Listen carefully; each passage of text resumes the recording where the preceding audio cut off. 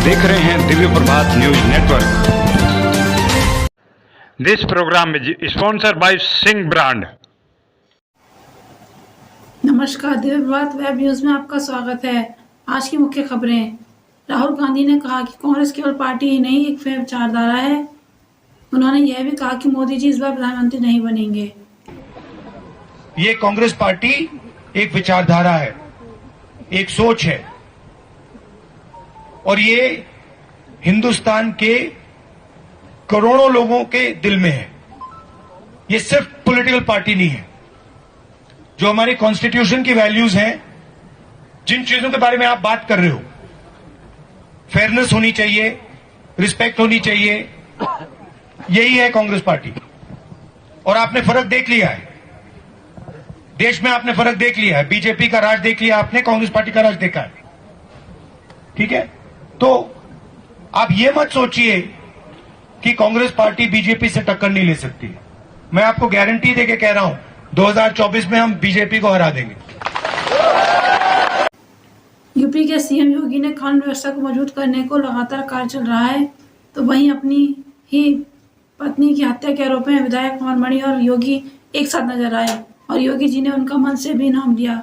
हालांकि उनके पिता अमर मणि त्रिपाठी अच्छे आचरण के चलते जल्दी रिहा हो रहे हैं।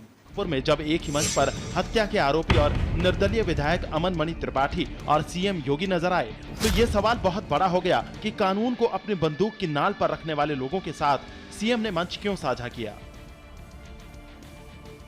अमन मणि सिर्फ मंच पर ही नहीं थे, उन्होंने गुलदस्ता भेंट किया, सीएम के पैर छुए और जब सीएम योगी के बोलने की बारी आई तो उन्होंने भी उनका नाम लिया और वो भी पूरे सम्मान के साथ। श्री राघवेंद्र प्रताप सिंह जी, श्री राकेश सिंह बघेल जी, श्री अमन मणि त्रिपाठी जी। अमन मणि और सीएम एक मंच पर थे, इस पर सवाल क्यों उठ रहे हैं, तो इसका जवाब भी अमन मणि के परिचय में ही छिपा है। बाहुबली नेता अमर मणि त्रिपाठी के बेटे हैं अमन मणि। अमन मणि पर अपनी ही पत्नी सारा की हत्या का आरोप है। अखिलेश ने टिकट नहीं दिया तो पैरोल पर निर्दलीय चुनाव लड़ा। महाराजगंज के नौतनवा से निर्दलीय विधायक चुने गए। कानून व्यवस्था को लेकर के सवाल उठता है और आप मंच पे आ जाते हैं। आपके ऊपर आरोप है अपनी ही पत्नी की हत्या का, किस तरीके से देखते हैं? आरोप है, साबित नहीं हुआ है। जी, आखिरी सवाल मेरा ये है कि आप अगर मंच पे आएंगे तो योगी आदित्यनाथ से सवाल नहीं पूछेंगे कानून व्यवस्था को लेकर के? मैं कानून व्यवस्था को लेकर के महाराज जी के साथ उनके पक्ष में खड़ा हूँ। सिर्फ मंच ही नहीं, गोरखपुर में कई जगह अमन मणि ने सीएम के स्वागत में पोस्टर लगवाए थे। तो सवाल ये भी है कि क्या जो बीजेपी प्रचंड बहुमत पाकर सत्ता में आई है, उसमें अमन मणि को जगह मिलेगी? भारत को यूएनजीए में शामिल करने के लिए जहां एक और बहुत से अस्थायी सदस्य तैयार हैं, वहीं स्थायी सदस्य 5 देशों से मात्र चीन ऐसा है जो भारत का विरोध कर रहा है। भारत का प्रतिनिधित्व करते हुए कहा कि वीटो के इस्तेमाल का विशेष अधिकार केवल 5 स्थायी सदस्य देशों को ही है, जो पिछले 75 वर्षों से अपने राजनीतिक हितों को साधने के लिए इन वीटो पावर का इस्तेमाल कर रहे हैं।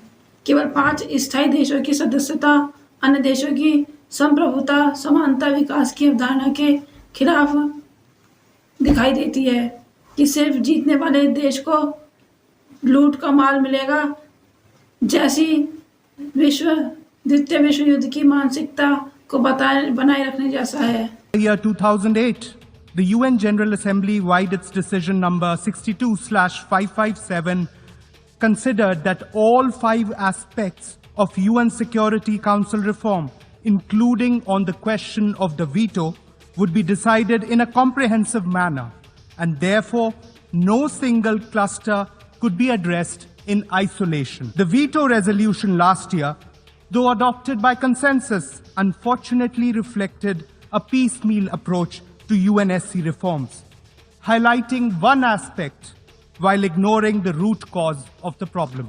Over the past 75 years, all 5 permanent members have used the veto to achieve their respective political ends. In this regard, let me flag what our African brothers and sisters have repeatedly stated in the intergovernmental negotiations on Security Council reform, and I quote, "The veto as a matter of principle should be abolished. However, as a matter of common justice, it should be extended to new permanent members so long as it continues to exist." unquote. This privilege of using the veto has been vested to only 5 members. As rightly called out by our African brothers and sisters, this goes against the very concept of sovereign equality of states and only perpetuates the mindset of the Second World War. Either all nations are treated equally in context of voting rights, or else the new permanent members must also be given the veto. The Union territories of Jammu and Kashmir and Ladakh were, are, and will always be an integral and inalienable part of India. No amount of misinformation, rhetoric or propaganda Meerut के पल्लवपुरम में श्री भुवनेश्वर महादेव मंदिर में जागृति महिला मंच द्वारा भजन कीर्तन व भंडारे का आयोजन किया गया। संयोजक रेणु शाह ने इसरो के वैज्ञानिकों को चांद पर प्रथम कदम रखने पर शुभकामनाएं दी।